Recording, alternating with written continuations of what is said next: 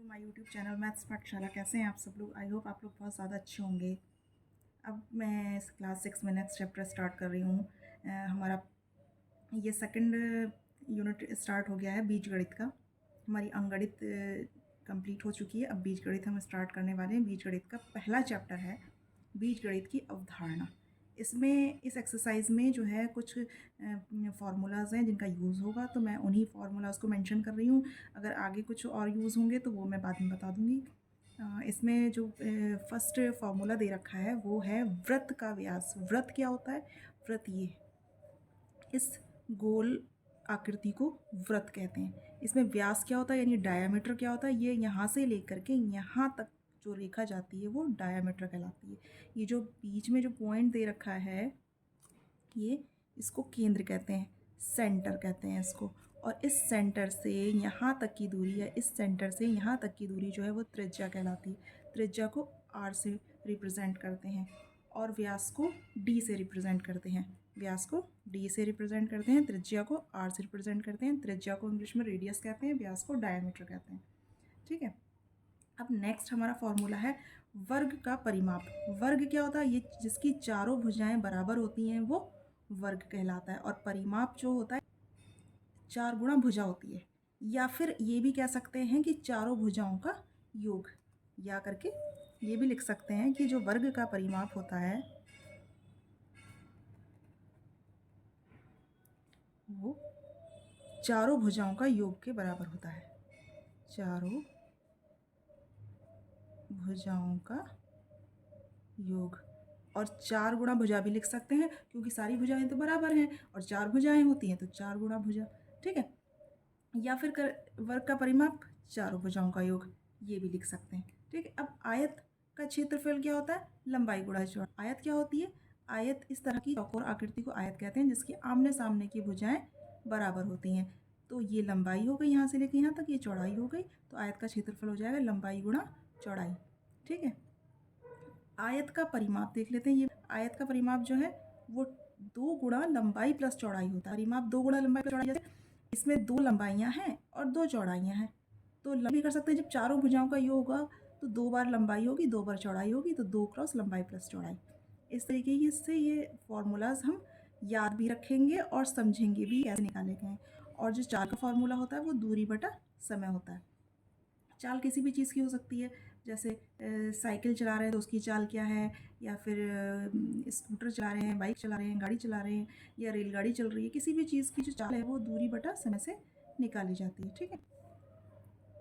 इसमें question number 1 है हमारा कि शिक्षक प्रत्येक शिक्षार्थी को 3 पेंसिल देते हैं। यदि कक्षा में शिक्षार्थियों की कुल संख्या x हो तो बताइए कि शिक्षक शिक्षार्थियों को कुल कितनी पेंसिलें देते हैं। ठीक है। तो सबसे पहले मतलब क्या है? शिक्षक प्रत्येक शिक्षार्थी को 3 पेंसिल देते हैं, यानी कि प्रत्येक मतलब एक शिक्षार्थी को शिक्षक ने 3 पेंसिलें दी, यानी कि एक स्टूडेंट को टीचर ने पेंसिल। तो हम लिख सकते हैं चूंकि एक शिक्षार्थी को दी गई पेंसिल कितनी है? बराबर 3। अब नेक्स्ट लाइन है यदि कक्षा में शिक्षार्थियों की कुल संख्या x हो तो बताइए शिक्षक शिक्षार्थियों को कितनी पेंसिल देते हैं। इसलिए शिक्षार्थी x, तो x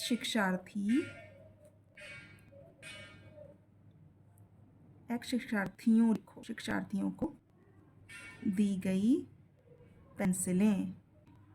x शिक्षार्थी हैं और हमारी टिप्पणी कैसे हो रही है? एक को 3 मिल रही है, x को 3 मिलेंगी, 3 पेंसिलें मिलेंगी x शिक्षार्थियों को। ठीक। एक शिक्षार्थी को जब 3 पेंसिल मिल रही हैं तो x शिक्षार्थियों को कितनी पेंसिल मिलेंगी? 3x पेंसिल, उसकी मल्टीप्लाई हो जाती है। ठीक है। अब हमारा नेक्स्ट क्वेश्चन स्टार्ट होता है एक्सरसाइज का। रहीम के पास 10 रुपए थे, उसने रजिया को कुछ रुपए दे दिए। उसके पास कुल कितने रुपए बचे, यानी रहीम के पास कितने रुपए बचे। इस संबंध को अक्षर संख्याओं की सहायता से व्यक्त करना है। तो सबसे पहले हम क्या लिखेंगे? माना रजिया को दिए रुपए किसने दिए थे? रहीम ने दिए थे। रहीम ने, इसे ब्रैकेट में लिख लो कि रहीम ने रजिया को कितने रुपए दिए। ये माना है हमने कि x रुपए दिए, x रुपए। ठीक। तथा रहीम के पास कितने रुपए थे? रहीम के पास रुपए थे कितने? 10 रुपए, इतने थे। अब लिखा है उसके पास कितने रुपए बचे, इसलिए रहीम के पास बचे रुपए, कितने बचे? 10 रुपए थे और x रुपए उसने दे दिए, तो 10 में से x घटा देंगे तो 10 माइनस x रुपए बचे।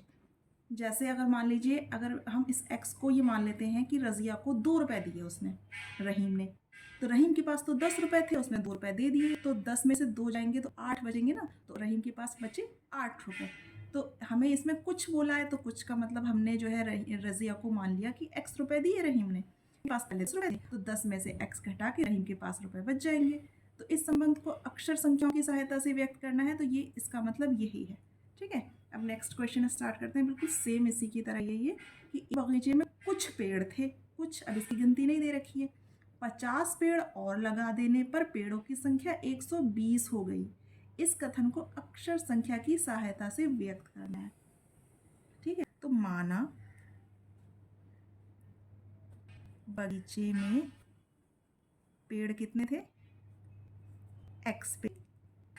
अब प्रश्नानुसार क्या कहा इन्होंने? 50 पेड़ और लगा देने से पेड़ों की संख्या 120 हो गई, और लगा दी यानी कि 50 पेड़ हम जोड़ देंगे। तो हम लिखेंगे प्रश्नानुसार, प्रश्न हमसे क्या कह रहा है कि 50 पेड़ और लगा दिए, और किस में लगा दिए? जिसमें x पेड़ लगे थे, जिस बगीचे में x पेड़ लगे थे उसमें 50 पेड़ लगा दिए, और पेड़ों की संख्या कितनी हो गई? 120। तो इसमें लिखा है इस कथन को अक्षर संख्या की सहायता से व्यक्त कीजिए, तो हमने इसको व्यक्त कर दिया।